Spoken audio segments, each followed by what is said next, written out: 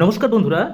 রাজ্যের এই সময়তে যেসব সার্কেল অফিসগুলিতে স্পেশাল এডুকেটর আছেন এবং যাদের স্পেশাল বিএড এবং ডিএড কোর্সটি করা আছে তাদের জন্য একটি সুখবর আসতে চলেছে। সেই সুখবরটি হলো রাজ্যের প্রাইমারি স্কুলে নেওয়া হবে স্পেশাল এডুকেটর। আপনারা এই ব্যাপারটি হয়তো অনেক দিন ধরেই জানেন।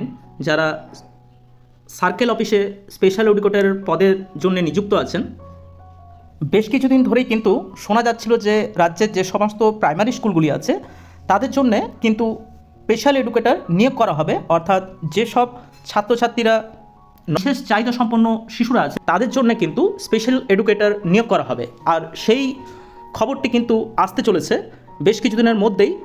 এই সমস্ত প্রাইমারি স্কুলগুলির জন্য স্পেশাল এডুকেটর নিয়োগ করা হবে। বর্তমানে আপনারা জানেন শুধুমাত্র কিন্তু সার্কেলে দুজন করে প্রত্যেক সার্কেলে কিন্তু এই মুহূর্তে স্পেশাল এডুকেটর দেওয়া আছে, যারা সর্বশিক্ষার যে প্রজেক্টটি চলে তার অন্তর্গত। এবং অনেকেই আছেন যাদের স্পেশাল বিএড এবং ডিএড রয়েছেন, তাদের জন্যও কিন্তু এই খবরটি খুবই গুরুত্বপূর্ণ। এই মুহূর্তে শোনা যাচ্ছে প্রত্যেক 4টি স্কুলের জন্যে কিন্তু একটি করে স্পেশাল এডুকেটর নিয়োগ করা হবে এবং যেসব স্পেশাল এডুকেটররা সার্কেলে কর্মরত তাদের জন্যে 10% আসন কিন্তু সংরক্ষণ হতে চলেছে।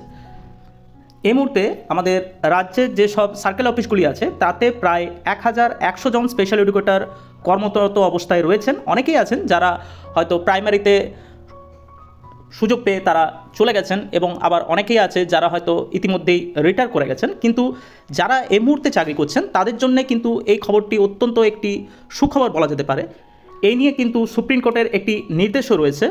তবে এই যে নিয়োগটি আসতে চলেছে এর জন্যে কিন্তু কেন্দ্রীয় সংস্থা থেকে স্পেশাল বিএড এবং ডিএলএড ডিগ্রি কিন্তু বাধ্যতামূলক, যেটি হয়তো আপনাদের অনেকেরই আছে।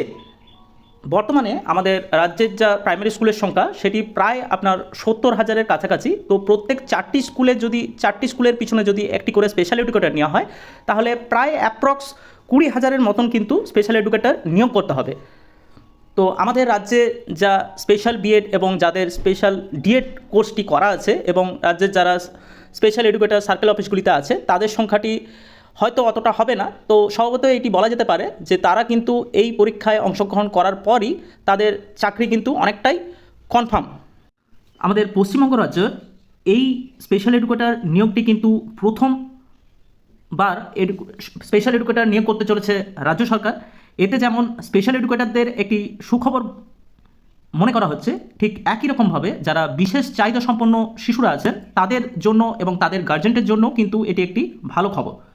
তো অবশ্যই আমরা আশা করব এই নিয়োগ পদ্ধতির বিজ্ঞপ্তি যেন খুব তাড়াতাড়ি আসে এবং আমাদের চ্যানেলের মাধ্যমে কিন্তু আপনারা সেই নিয়োগ পদ্ধতি নোটিফিকেশান প্রকাশ হলে অবশ্যই তা ভিডিওর মাধ্যমে জানতে পারবেন। চ্যানেলটি সাবস্ক্রাইব করে রাখতে পারেন এই ধরনের আরও আপডেট খবর পাওয়ার জন্য। নমস্কার সকলকে, ভিডিওটি দেখার জন্য ধন্যবাদ।